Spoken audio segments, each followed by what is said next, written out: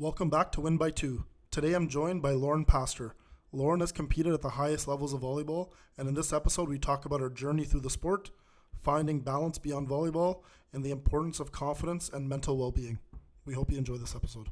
Lauren Pastor, thanks for being on the podcast today. Thanks for having me, Jessy. I'm really excited to be here. I'm very excited to have you on. You're one of the first early guests on the podcast. I think you have a really unique story. I've known you my whole life, coached you in volleyball, so we're excited to hear that. So let's just kind of get to where you're at right now. Currently, you're on the McMaster women's volleyball team. How'd you get there? Yeah. Well, I started playing club first with the Etobicoke Titans and then moved to Pakmen. So that's kind of where we met. And while I played club volleyball, I was also involved with the youth national team for a few years.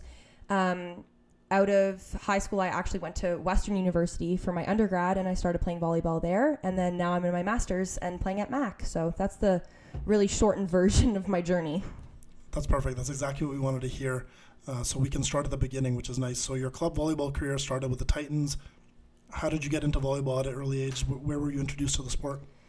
My first introduction was at school. I had asthma as a kid. And in grade 3, you can play soccer or run track and field. Neither were really options for me. And then in grade 4, I could try out for the junior volleyball team. Low movement sport. Didn't have to move a lot. So I was like, hey, this is for me. And on the junior team, they only took 2 grade 4s. And I made it to the final round, but then I got cut.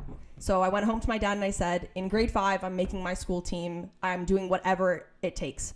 So he signed me up for volleyball lessons once a week. And it just happened that the person who coached that was also the technical director at Titans.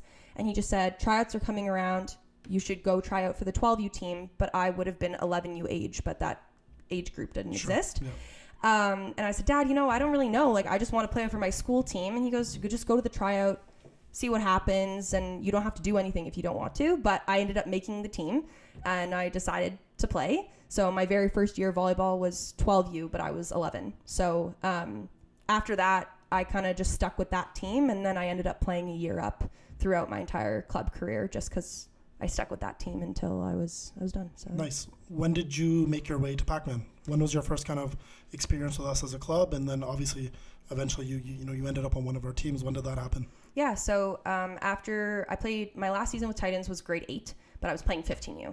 So I moved to Kadim's team when I was in grade 9 to play on his 16U girls team. So I played at Titans from grade 5 to 8, and then all of high school I played at Pakmen. When you made that change, was it like I want something more competitive, I just want something different? Like, how serious were you in volleyball, kind of like when you were in that grade 8, grade 9 age?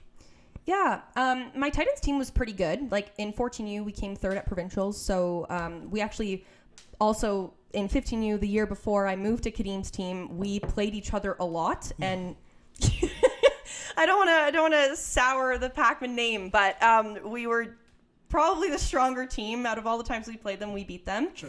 So it's interesting. A lot of people ask me, though, like, why did you move to a team that you consistently beat all year? It's one of those things that Pakmen as a club had just had a reputation for being super competitive. And at my Titans team, I found that all the girls were really talented, but across the team, there was a different commitment level. So some girls were really motivated, and 2 girls actually from that team ended up coming to Pakmen with me. And the 3 of us were super motivated as a core, but then some of the other girls weren't as serious about volleyball, and the 3 of us really wanted more. So that's when we started looking elsewhere. And geographically, like Titans and Pakmen, I live in Etobicoke, so both are quite accessible for me. And I played on like a regional team with one of my soon-to-be teammates, Kaylee Glago, and her dad and my dad kind of became friends, and then the recruiting kind of began. So that's how I ended up with Pakmen. That seems to be a little bit of a trend, it seems like, where winning didn't really matter or team you beat didn't matter. It seems like athletes are looking for a little bit more. So like you said, clearly your team was beating, Kadim's team, but you still chose to go there. So it sounds like, I've noticed that, it sounds like winning maybe isn't the only thing that matters. Do you think that was a trend, or is that something that you noticed? For sure, especially in the younger age groups as well. Everybody's developing. I think at the beginning, there can be a lot of discrepancy between physicality of athletes. Like if people hit puberty sooner, there can be teams that just have like bigger physicality or better skill at the moment. So then those are teams that are going to win. But as you age, like tactical skill, like volleyball IQ, strategy, these are all things that are taught at a higher level. And Pakmen is one of those clubs that has a really robust network of coaches that all work together to be able to really coach teams through strategy, teach strategy really well, good systems. And that just becomes increasingly important as you get older. And that's the key to winning. Whereas when you're younger, it's more about development and there's a lot more discrepancy in physicality. Yeah, where some athletes say, oh, they won provincials last year, so I'm going to go there. Where it's a little bit deeper than that. You actually, just to let people know, I got to meet you for the first time. You were the summer of coming into Pakmen. We ran a camp, and I remember seeing you, and I ran a setter camp. And I remember you just coming up to me and asking me, so what are we going to do today? What are we going to work on? What's the technique? What's the this? What's the that? And right away I was like, oh, wow. Like, you know, this was kind of new at the time. But it sounds like it wasn't just like, oh, that team wins, I'm going to go there. You really wanted to do a deep dive into, you know, what can the club offer me? What type of, you know, benefits would actually happen if I'm going to drive outside of my city to go somewhere else?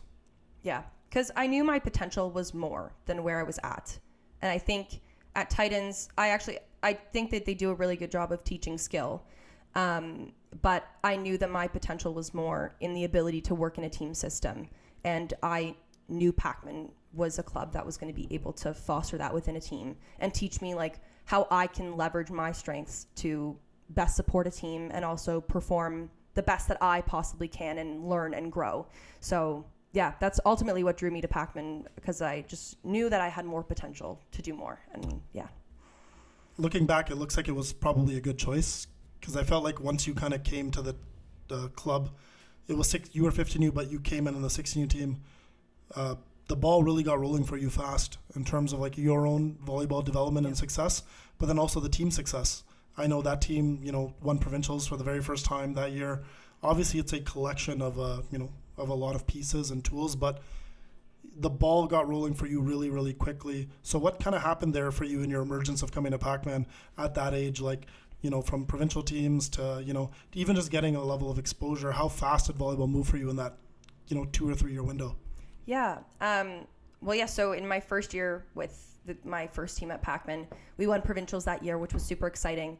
But also around that time, that's usually when athletes start applying to TMO. At least that was how it was at the time. Now they have earlier regional teams, but because I was playing in 16U, I said, oh, I'm excited. I'm going to apply to TMO tryouts. But I guess at the same time, you could also say, oh, I would also like to be considered for the youth national team circuit scouting. So I said, okay. I didn't really think much of it. I was pretty confident that I would get invited to the TMO training camp. So I was really excited about that. I was like waiting patiently, but very anxiously for an invite to go to that training camp. And then I got invited to go to this youth national team training camp for the weekend, for the tryout. And I got there. I felt like I was the weakest setter there. I was so intimidated. There were so many amazing athletes that were at this tryout. And I was also still younger because it was the 16U team. And I got a call that I had made the team, which was very unexpected. So that summer, I started playing for the youth national team. And then the summer after that, I also played for that 16U team again. And the summer after that, I played U19. So I was really fortunate to get exposure to those teams because I got to travel. My second year playing 16U, I got to go to Honduras for Norsicas, where the team came second. So we qualified for Worlds for the first time in 30 years, which was huge. And then the year after that for U19, I got to go to Egypt. So, which was also insanely cool. But yeah, and that year I was actually the captain of the team too. So it was just really cool. A lot of awesome opportunity, to play with really talented athletes across the country and, represent Canada. So yes, very, very cool. And that kind of started once I came to Pakmen. So that experience of you getting picked for the youth national team that maybe you didn't expect to do that, was that the moment in that window where it was like, wow, like volleyball is like really serious now, or you've taken it to the next level, or like I'm gonna pursue this to the ultimate degree? Or did you have that before, or maybe you still didn't have it at that point? I think towards the end of my time with Titans, I knew that I was like good, I guess, or that my skill level was like above the average player. It was just things where at tournaments people would come up to me and say, wow, you're such a great setter, or you played such a good game. And I think that prompted me to go look for other teams that I felt like were going to grow my skill more. But the very first year that I played with the youth national team, the girls were a year older than me. They were coming up to me, so Lauren, how's your recruiting going? Yeah. What schools have you reached out to? Are you going to play in the NCAA? Like questions that I had never even considered. And now I'm in this group of people where this is their entire life. Yeah. And all of a sudden I'm behind. And I think that's where it really got to me, where I say, okay, all of the most talented players in the OVA are looking to go play NCAA. If I'm one of the most talented players in the OVA, that's also what I should do. So I'm behind the ball. I got to get moving. So I think that's really when it clicked for me. That year we also we didn't travel in like anywhere super far, but we went to the States for a high performance tournament and we played against older teams. That was also super eye opening because I guess with club teams, I hadn't had too much exposure to the States yet. Yeah. International travel and tournaments came a little bit later with club teams. So I would say that was definitely the rude awakening for me. Like if I want to be good, then that means I need to go to the NCAA. But the good thing is that, like you said, you did take volleyball seriously when you were like 14, 15 years old. Because then it sounds like when that ball got rolling and you had all these opportunities, your brain must have told you clearly, like, okay, I'm into it. I'm working hard. My hard work is paying off. I'm getting all these opportunities. Is that how you felt when it was all happening? Totally. Yeah. that sums it up. Yeah, like, I'm like, okay, I'm working hard. It's paying off. Which means if I keep working hard, it's going to keep paying off. Keep going with the flow and keep seeing what happens. Exactly. And then when you finally realized that, you just said you felt like you were behind the ball in that recruiting process. How did you tackle that recruiting process? What did you do? What were your first couple steps? First, I just talked to my dad and I said, this is what the girls are saying. I don't really know what to do. So then he started asking around to some of the other parents. And there's a few different recruiting agencies. I think I went with NCSA at one point, and they're a pretty large scale operation where you get assigned an agent, but that agent's assigned to like 30 different athletes. And one of my first meetings, they just said, okay, starting now, every week you have to reach out to 30 schools over email. And in my head, I'm like, I can't even think of 30 American schools. Like, I'm Canadian. Like, I don't know what these schools are. So once I listed the first 30 that I could think of, and then I'm researching all these other schools that I've never heard of in my life, that's really when I was thinking, is this what I want for myself? Academics has always been extremely important to me. That's something that my mom especially was very particular about. So if I was going to go to the States, it had to be a university that was going to be recognized, recognized, for me to come back to Canada so that I could work here, because I never wanted to move to the States long term. So that was a factor that maybe a lot of people don't consider, but it was important and relevant for my family. So I think I just realized I'm putting in all this work and emailing all these schools that I don't want to go to. This doesn't make sense for me. And that's when I seriously started considering U Sport schools. It just seemed like a way better fit for me.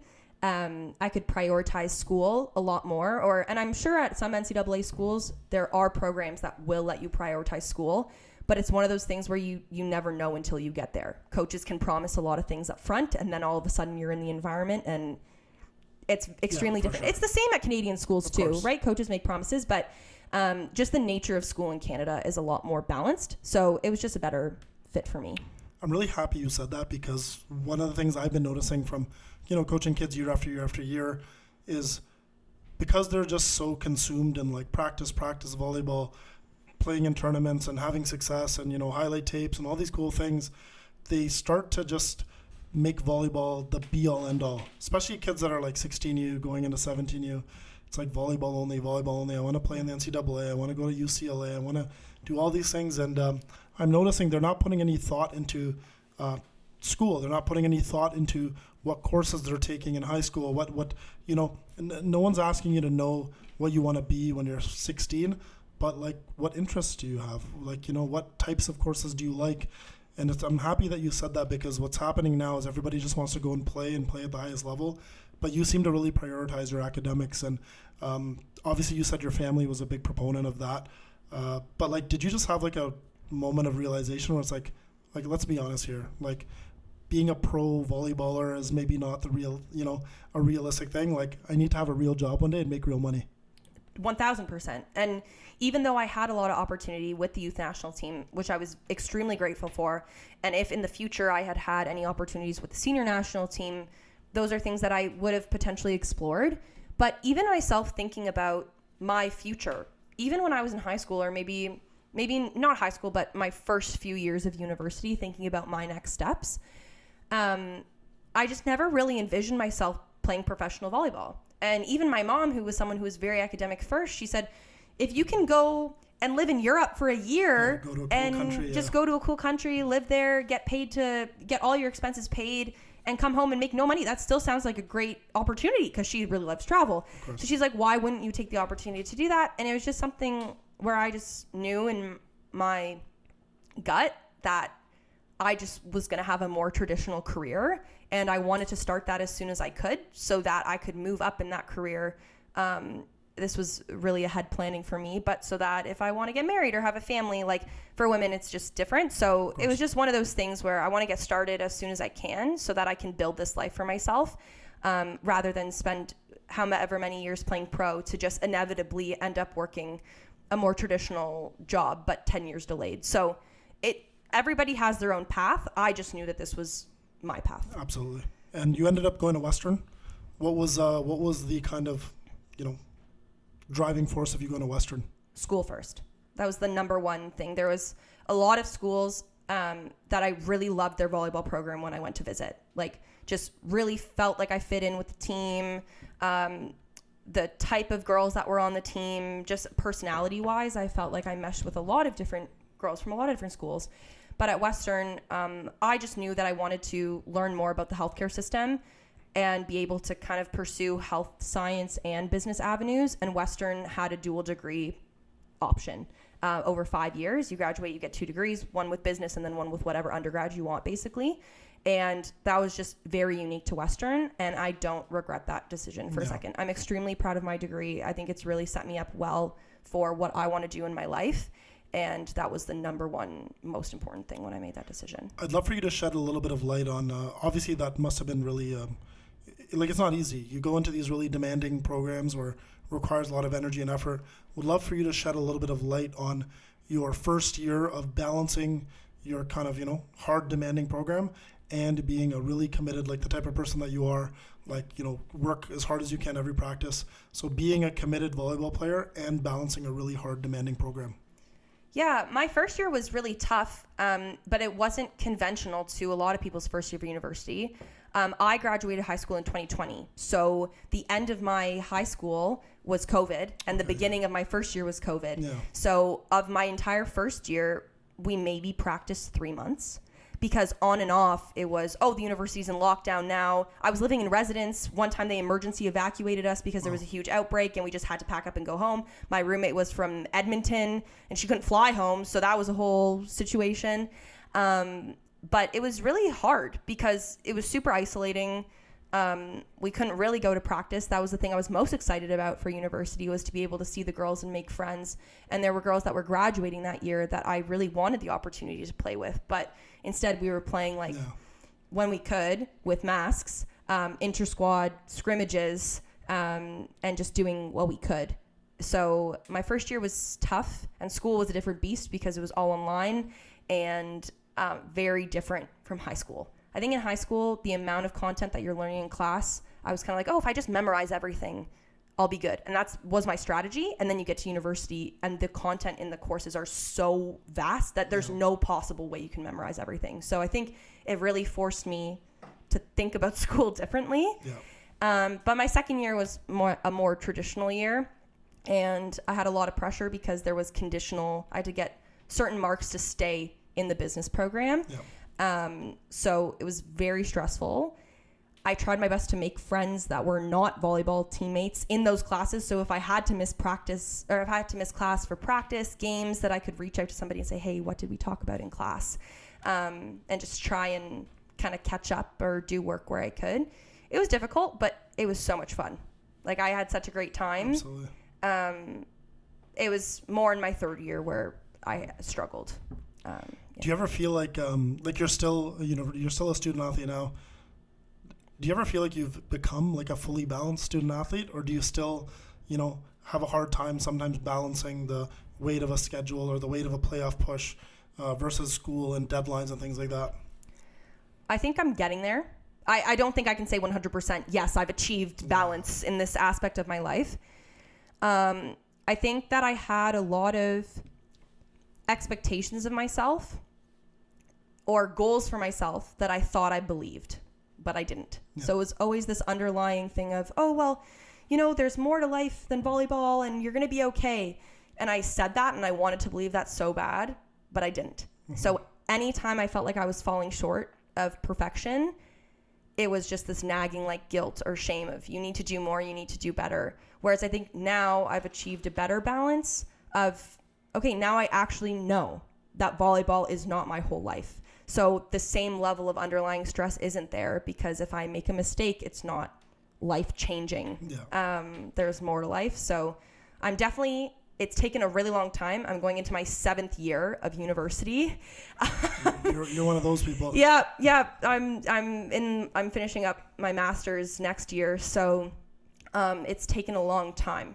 And as a first year athlete, it's extremely difficult to have that level of scope. And even for me as a senior athlete now, it's very difficult. Well, I think it's important for people to know as well, one of the reasons you are like a year 7 athlete is you did take a little bit of time off in between. Yeah. So you went to Western and then you took some time off and then you ended up at McMaster. If you don't mind sharing a little bit of why you took some of that time off. Yeah, for sure. Like I said, my second year was pretty good, but I have definitely been a perfectionist throughout my entire volleyball career. And kind of taking it back to the club days conversation, the more I was told, oh, Lauren, you're good, or if I got selected for the youth national team or I won an award, the expectation of me just grew higher and higher and higher. So I felt like I had to do everything in my being to achieve this level of excellence or what I thought was my purpose in life, honestly. Like I started Which is a lot of athletes, right? In fairness, yes, sometimes, yeah.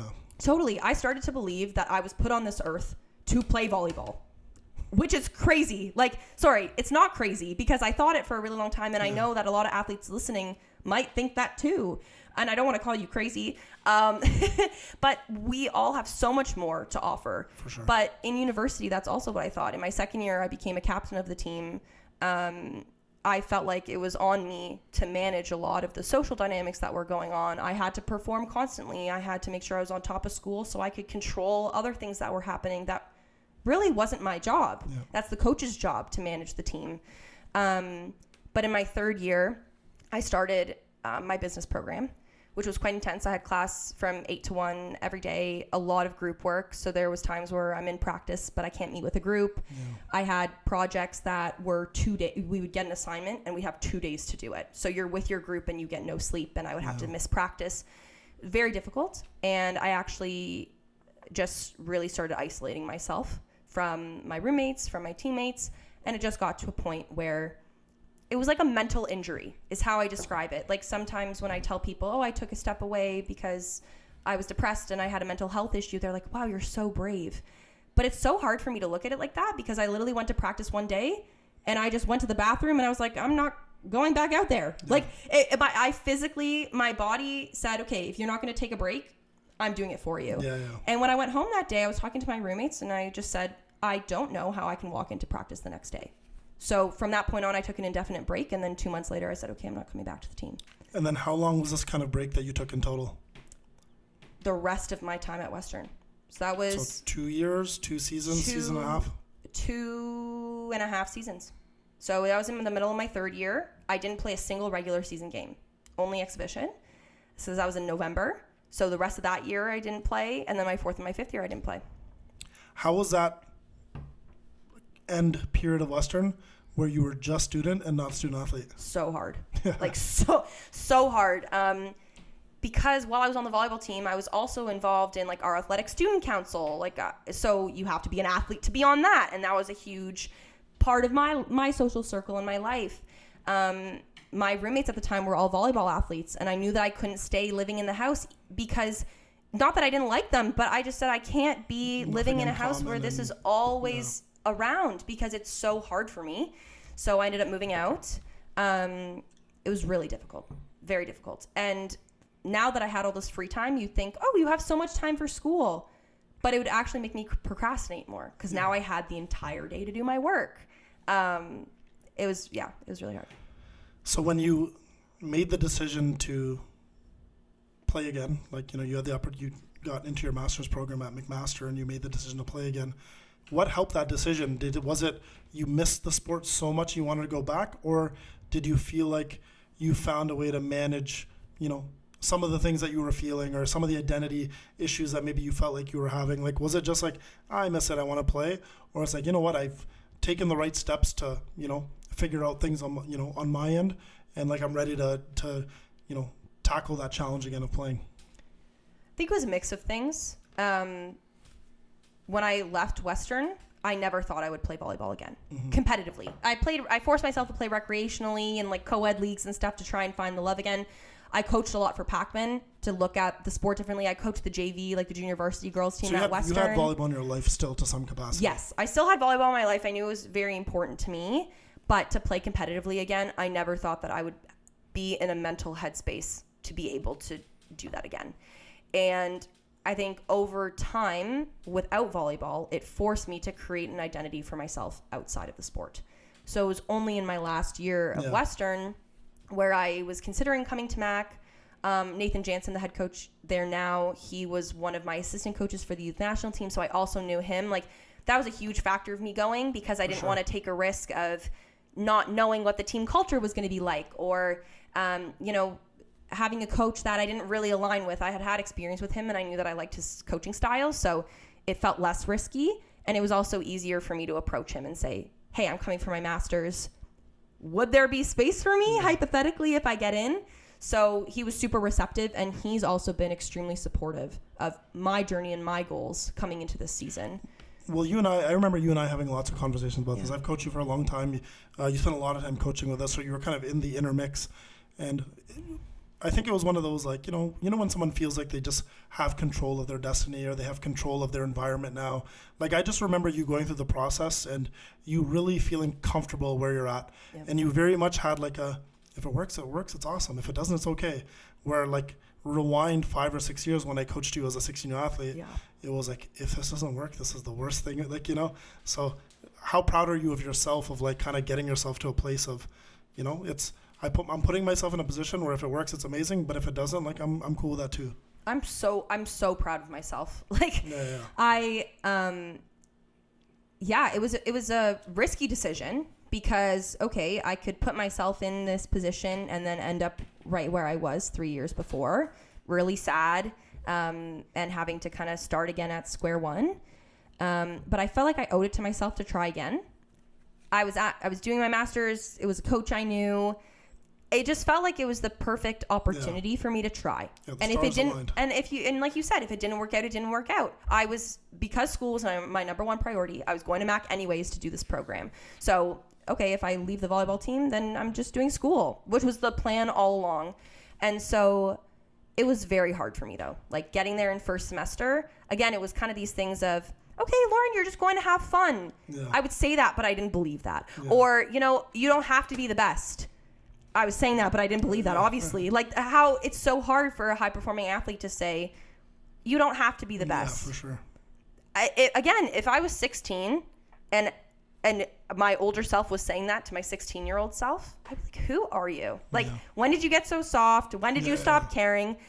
But I learned that caring less is actually how you play free. Because when you care so much, you're so scared to make a mistake. Yeah. Whereas when you care a little, you care a lot, but you care a little less, you feel more free to take risk because you're not so scared of the bad thing that might happen if you mess up.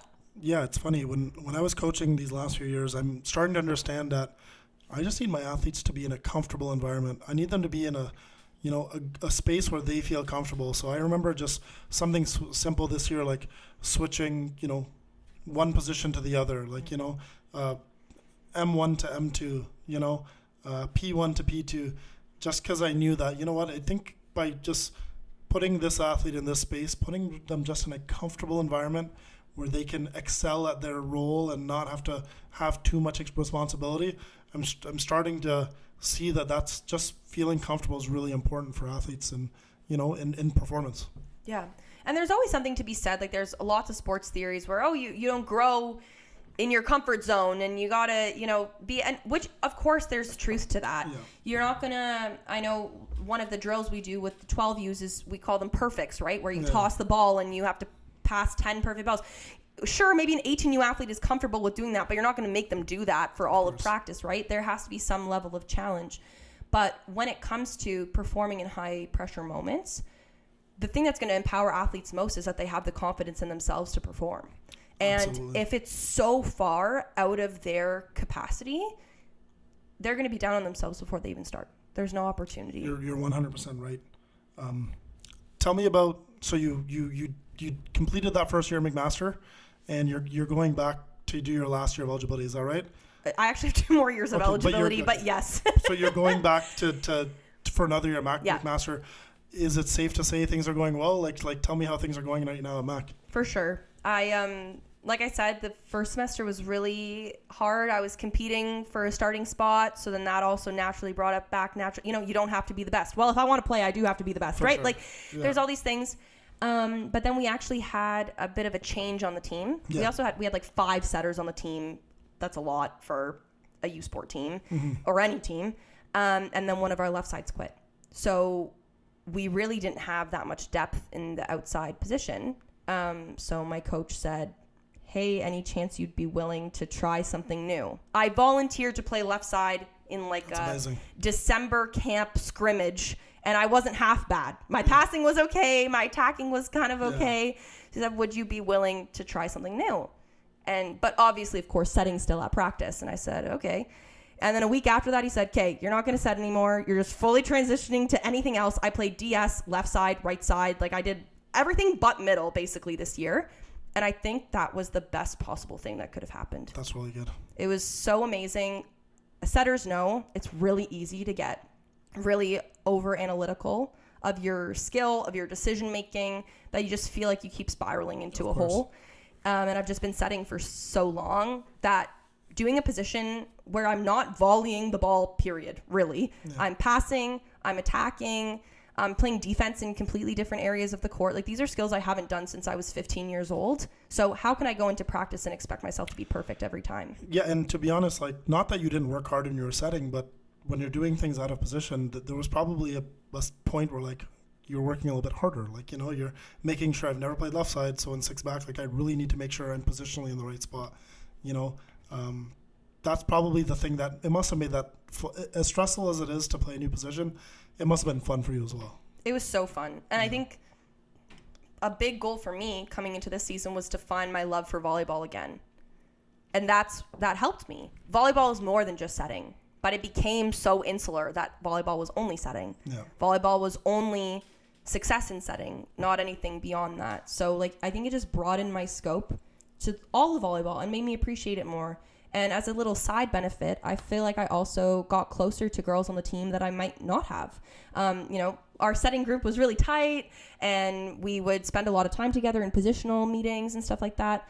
But playing left side or right side, that prompted me to go ask other teammates for help. Have more of a relationship where we're supporting each other in a different sense than as the setters. So it was a nice little side added benefit. That's an amazing, I love that. I love hearing that. It's kind of nice without this sounding horrible, it felt like you lost your way a little bit and then you refound yourself, you refound your passion for the sport. Your story has always been something I've been, really a part of as well, right? Yeah. We've talked a lot over the course of the last few years.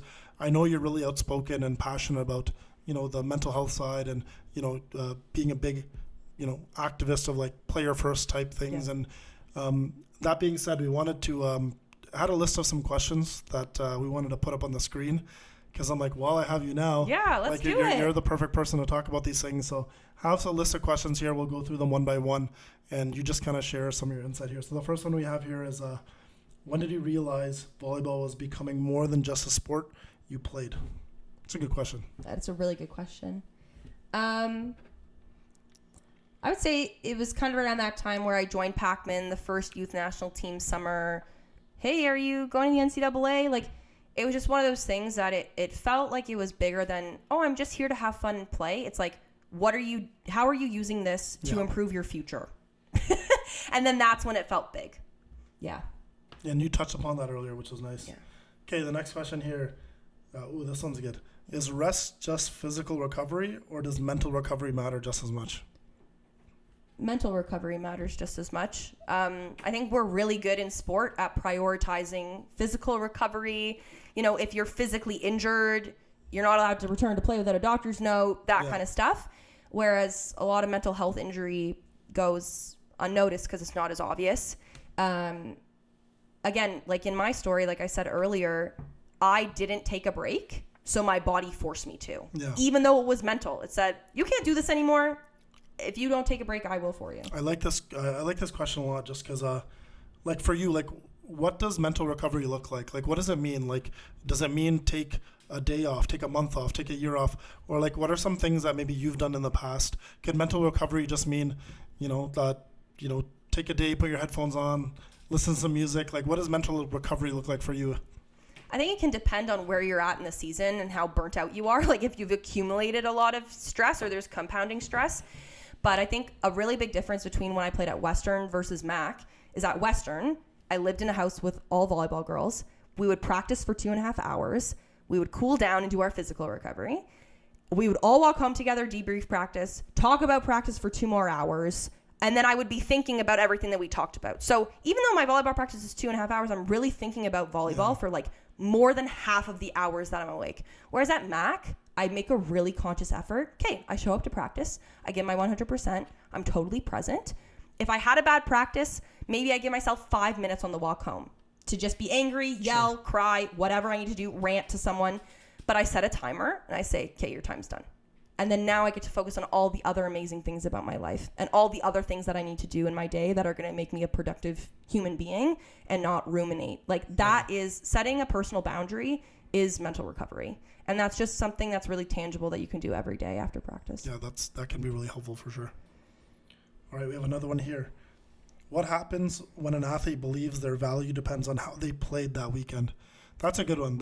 You must have gone through many of those situations where, for sure. Yeah, had a bad match, bad tournament. I know for a fact, even bad practices. There's been many times where I know myself and Coach Kadeem were trying to put our equipment, in the car, trying to put it away, and we turn around and who's standing right behind us, waiting for like a debrief as Lauren's just like, you must have done that 100 times in like 3 seasons. It was every practice. Yeah. Like actually every practice. My poor dad and my teammate Andrea, we would carpool together and they would be waiting in the car for me for like 30 minutes. It would be snowing. Kadeem is outside of his car being like, can we go home? It's 10:30 at night and we're in Brampton and it's going to take 40 minutes to drive home. Like one of those things. But what happens when an athlete believes their value depends on how they play that weekend? Then if they don't play well, they feel worthless. Yeah. That's an awful place to be in. Again, like your world is so much bigger than volleyball, but when all your value is based on your performance, how can you feel worth anything if you don't play well? Like it's so defeating. And I think and then it impacts your overall confidence, your self-worth. It just becomes bigger than volleyball. So that's why it's just so important to create an identity outside of the sport so that like I have more to offer this world than my performance in this OVA tournament this weekend. Yeah, and when life is good for athletes, it's tough, right? Because then they just get stuck in this loop of like, everything's amazing and I work so hard and my team wins. Like, we've had how many teams that just win. But it almost feels like you don't really realize this until you've gone through some really tough times, but then it hits you like a truck. And, I think that's where like athletes really struggle, where it's like, whoa, like, or for example, they play for a really good team like Pakmen. They win everything their whole life. And then they go to a university that maybe has never been to the playoffs before. Like it hits them like a truck, like, whoa, this isn't, Yeah. Well, and I think that also I was so lucky to have all these opportunities to play for the national team and win awards. Like those external pieces of recognition perpetuated that volleyball is my worth. Oh, I'm so good. This is my value. This is what I can bring. And then the minute I'm faced with any hardship that I can't overcome, oh my goodness, what am I going to do? This is my life. And for your situation, I think this is great because you've been at the top and you've had all these amazing awards and all these amazing accolades, and it sounds like none of those are more important than, you know, your mental health and your psyche and where you're at right now, and you've gotten yourself to a place where you realize that. Yeah, it's taken a long time to get here, but totally, yeah. But you're not old, right? I'm not old. You're not old, so it's good now than later, you know. All right, I think we have maybe one more here. What are some mental health struggles athletes may be dealing with that coaches, parents, or teammates often miss? This is good because I'll be honest, like when I go into practice with my teams, I go in, I do a wellness check. Honestly, it's a physical wellness check. Yeah. Tell me how you feel on a scale of 1 to 10. You know, 10 is like I can play in the Olympics right now, and 1 is like my body is absolutely, every bone in my body is broken. And the reason why I like doing it, especially early on in the season, especially if maybe you you have some players on your team that are new to the team, is it always starts with physical wellness, right? If you're an 8 or a 9, then you're good for the whole practice no matter what. You know, if you're a 6 or a 7, okay, let's monitor your jumps. Yeah. But if you're like a 4 or 5, like you are not jumping this practice. But I find that over the years I've done this, is as you get to know the players better, as you get to trust you and confide with you, that number also becomes more of like a mental number more than a physical number. So there's been times where a guy tells me, like, I know he didn't have school practice, I know he didn't lift that week, I know that, but he's like, yeah, coach, I'm like, I'm a 4 or 5. So that's not like my body is physically broken. That's like, okay, this is like mental hurdle down in the dumps. That's where, with everybody else you manage load, but that person like needs an arm around his shoulder. Like, hey, it's okay. Take your time. Yeah. What I've noticed that over time, like, I think that's a really important one. Like, what do you think? Like, what do you think coaches and parents miss sometimes? Before I get into this too, we have a similar check at MAC. It's after practice. We have to do rated perceived exertion. So it's a scale of 1 to 10, and it's based on your perceived exertion. How tired are you, or how hard did you work this practice? I always rank, my highest numbers are my most mentally challenging practices. Mm-hmm. We can have a practice where we run suicides back and forth till I puke, and I was still rated below a 5, because if I didn't feel like I had a mentally hard time, that's not my greatest hurdle. That's not the thing that's going to make me feel the most exhausted. It's when I'm constantly fighting against myself about, Lauren, it's okay, like this is part of progress, even if you're not doing great. That's what's hard for me. That's what makes practice exhausting for me. So I think that anxiety is something that coaches and parents and teammates pick up on easier, because there can be more physical manifestations, like being really jittery or talking really fast, or it's easier to pick up on. Whereas I think more of like low mood or depressive symptoms where people are going to start getting burnt out, those are ones that can fly under the radar, because people can still be social or try and put on a face. But if they're slightly isolated, how can you tell when you have 11 other kids on the team that are all talking and yapping and there's one guy that's silently listening, right? They're going to go unnoticed because there's nothing overly physical about their presentation, but they're so burnt out and exhausted that they're starting to feel like really low. Yeah. And that's where it can get difficult. And like, what about terms like dig deep, like push it to the limit, like, like those funny like generic terms that we hear, but every coach uses, like dig deep, dig harder, give everything you got. Like, are those still valid terms? Like, or does there have to be some level of like, okay, like you're missing the plot here, like, this person doesn't need to like physically jump higher, like, what are your thoughts on some of those funny little like, I think there's a time and place for those. I think especially young athletes who are just getting into it. Maybe there's athletes who are kind of in it for fun, but they have the potential to be more competitive, and the coach wants to kind of instill like a more winning mentality. Okay, like maybe that's the time or the place. But I think like, but not without knowing what's without profiling what's happening physically and mentally on the team. Exactly. Like if a coach came to me, if Kadeem came to me and said, Lauren, I think you just need to dig a little deeper. Yeah. Now I could look at him and be like, stop talking to me. This is not what I need. Yeah. But at the time, I would have said, yes, coach. And I would have started shaming myself for the fact that he even said I need to dig deeper, because that means I'm not working hard enough, even though I was giving my 100% effort on that day. So it's hard. Like the pulse checks are good, But I think also athletes, there's a stigma in sport where it is like, you know, what doesn't kill you makes you stronger. Keep pushing. Yeah. Like a lot of athletes don't want to be the one to say, hey, I'm struggling. So it's hard because even coaches who are aware of it and want to ask questions of like, how are you feeling mentally and physically? Some athletes don't want to lend that because, okay, maybe I'm not going to play then. Maybe I'm going to be isolated from teammates. That's actually what I'm doing in my master's. I'm trying to implement screening tools in Canadian universities so that athletes can get the help they need without having to be worried about reporting to their coaches and saying like, am I going to have playing time? Are they going to look at me differently? Are they just going to perceive me as weak? Because that's not true at all. So yeah, those phrases have a time and a place, but they can be super damaging to people who are really struggling. Well, honestly, that's really why I think you're such an important guest on this podcast. Like, maybe I take you for granted because I've known you my whole life and we've become good friends. I'm like, yeah, of course Lauren's gonna come on. Like, she has no choice. Like, I've done so many favors for her. Like, you know. But honestly, like, just knowing you and all the things that you've been through and watching you, you know, your lowest of lows to conquering highest of highs.